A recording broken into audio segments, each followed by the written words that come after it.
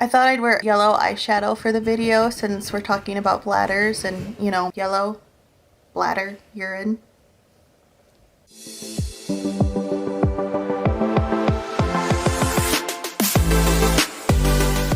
Hello everyone, it's Mimi and Sophia. Today I don't have a makeup or a face paint video. I'm going to talk about interstitial cystitis. I've had it since I was 13 years old. I always found it was helpful to talk to other people about it. It's just helpful to know that there's somebody else out there going through the same thing that you've gone through. Maybe you can learn something or you can just help each other out. Today's topic is going to be 14 things that have helped me with my IC that you don't need a prescription for. I don't know if I want to call it like non-medicinal because some of them are herbs and supplements, and so that's kind of medicinal. There are things you don't need a prescription for over the counter. You can buy them on Amazon, buy them in the grocery store, just things that have helped me, and they might not help you. One thing that makes IC difficult to treat is that you can have 10 IC patients who have 10 different severity levels of symptoms, and each one will have a different treatment option that works for them. Some of these things might not work. Hopefully they do. I do need to put a disclaimer. Even though they are things you can get over the counter, you should check with your doctor before trying it. I am not a medical professional. Anything I say in this video should not be taken as doctor's advice. So without further ado, let's get into them. The first thing I want to talk about has been the biggest life changer, and that is alkaline water. I always forget when it comes to acidity if higher acidity is less acidic or the smaller number is less. I don't know. I got a C in chemistry. Basically what it does is it lowers the acid level in your urine. It makes a big difference. I don't drink it exclusively. I do drink other waters, but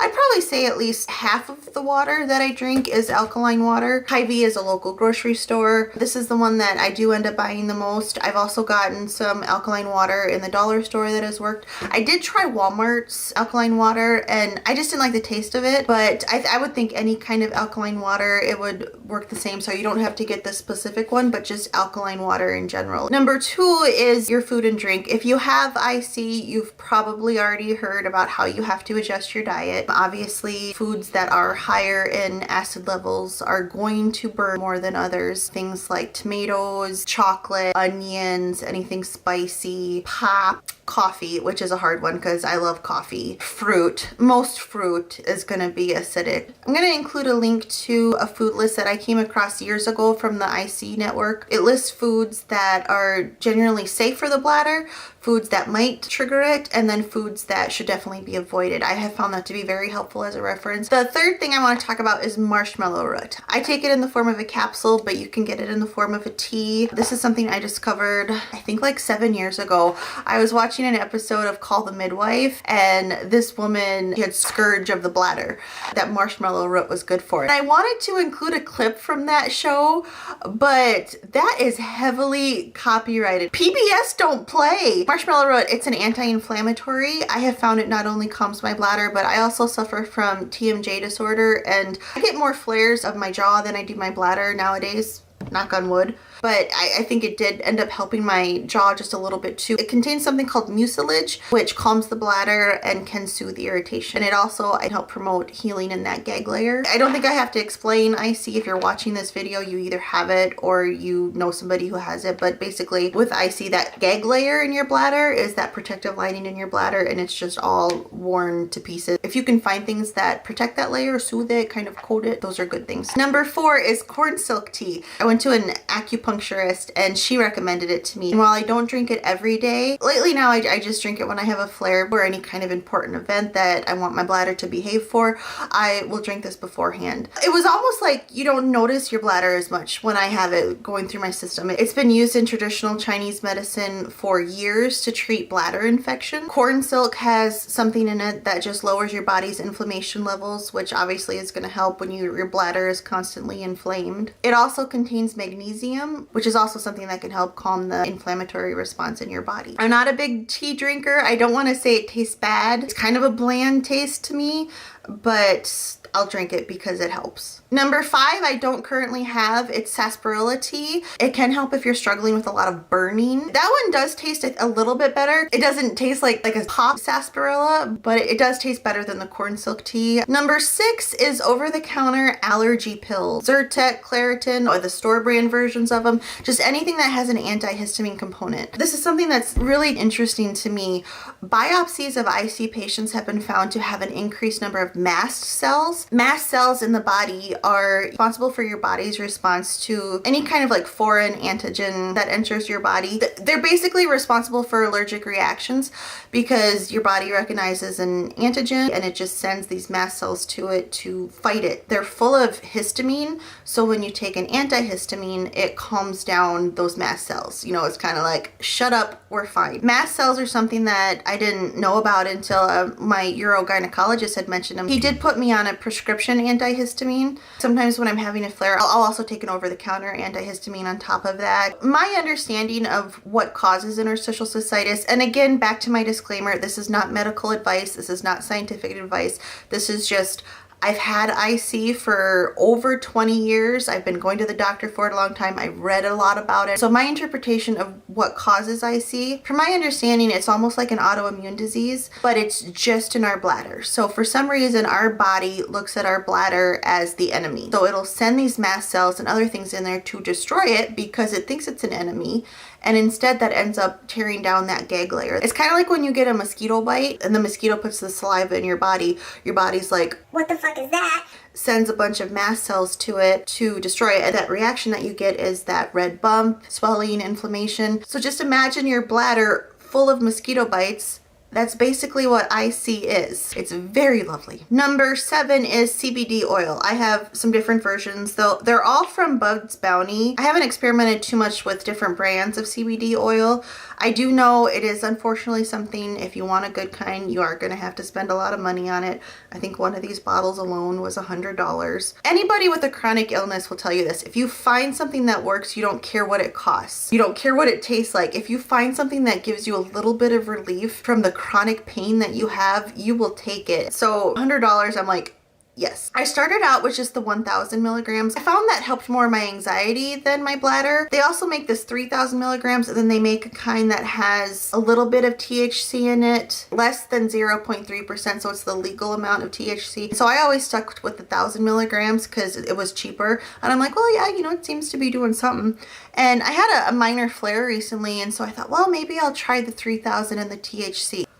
Boom! Calm my bladder down. Not immediately, but pretty close. I've started sleeping better, and again, my anxiety is more controlled. I'm hooked on this stuff. I have started taking it pretty much every day. If you are concerned about the one with the THC in it, my biggest concern was that it would make you feel high. But it's such a low amount of THC. No, you do not feel high when you take this. You see CBD popping up all over the place now. I've seen it in gas stations. I wouldn't recommend buying it in the gas station. Like I said, I think to get a good quality one, you are going to have to spend a little bit more money on it. Just be a little wary on where you buy the CBD oil from. Number 8 is aloe vera. I don't currently use it, but I was reading up a little bit more on it, and I'm just like, why did I stop taking that?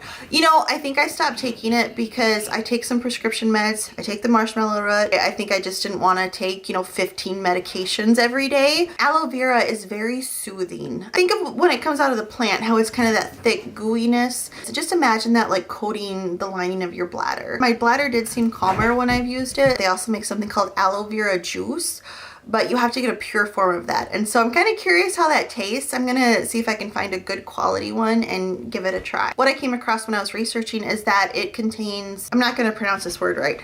Glycosaminoglycans? I'll put it on the screen. It helps to heal the gag layer. I need to start taking that again. Number 9 is honey. Honey is kind of similar to the aloe vera and how I interpret it as like soothing your bladder, kind of coating it. That list that I mentioned about food and drink that is good or bad for your bladder, it also lists some foods in there that actually make your bladder feel better. Honey is one of them. Sometimes I'll put it in water and just drink that. I do that for a sore throat too. It kind of coats your throat. Sometimes for breakfast, I will have oatmeal and I'll put a little bit of honey in it. And when I have a flare, I will squeeze this little honey bear within an inch of his life, trying to get as much honey out as I can, just because I know it'll make my bladder feel a little bit better. Honey's known to be a anti-inflammatory. I think it's got antioxidants in it too. I might be wrong on that though. Number 10 is D-mannose, another supplement that you can get over the counter. It stimulates collagen production, and also it helps to promote healing of that bladder wall. I have read that it can be helpful in preventing bladder infections too. If you're very prone to bladder infections, I think most IC people are. You know, your bladder doesn't have that protective lining, so of course you're going to be more susceptible to infections. That was one reason that I wanted to take it, just to see if it did help preventing bladder infections, and I think it did pretty well. Number 11 is baking soda in water. This is something that I take only when I have a flare. It is disgusting.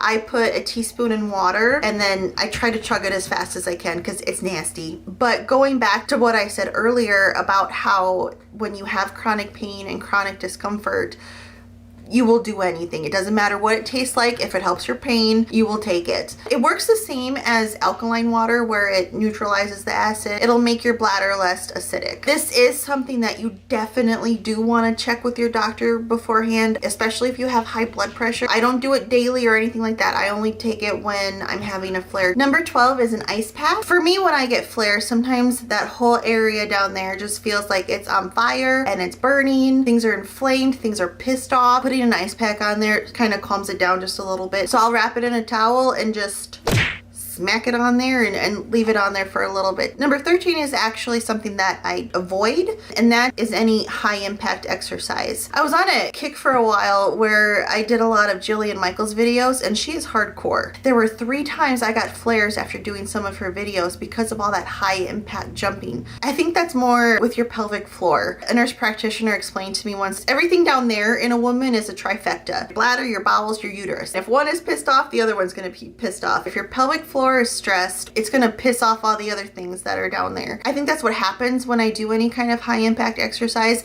That jumping upsets the pelvic floor, which then upsets my bladder. So when I do work out, I try to keep both feet on the ground as much as I can. You can pretty much modify any exercise and still get some good exercise. I'm a big fan of Jane Fonda. I know she's from the 80s, but I still do her videos to this day, and she always has a low impact version. So I just try to avoid any kind of, you know, jumping and anything that could upset my pelvic floor. Number 14, the last thing, is probably one of the most important, but it's just rest. I'm sure you've heard this before, that when you're stressed out, your stress is going to go to the weakest part of your body, and for me that's my bladder. Especially when I've had a flare, I know there's 2 things immediately that I need to do. Switch to bland foods, and I need to rest. Just give your body a chance to calm down. I know it can feel guilty to just lay in bed and do nothing, but sometimes that is really what your body needs. You have to remember that if you have IC or any other kind of chronic illness, your body is constantly fighting itself. An average person who has no chronic illness, their pain level and discomfort level is at a here.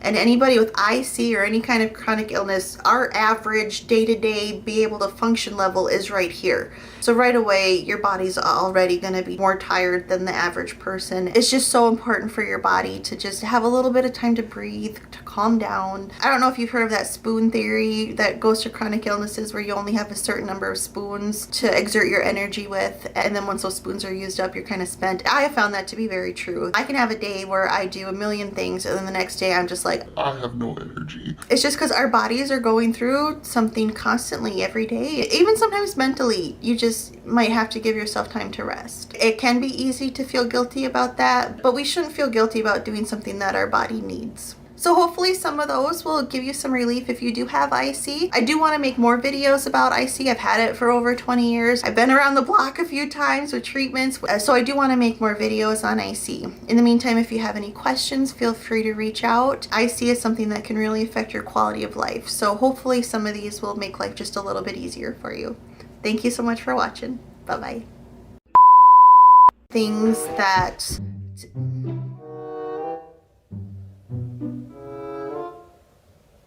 You see the bear? What does it smell like, honey?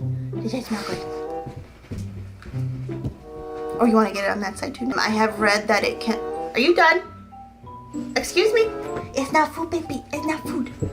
I know you saw me get it out of the freezer, but it's not food. Constantly fighting. It's back up. Back up.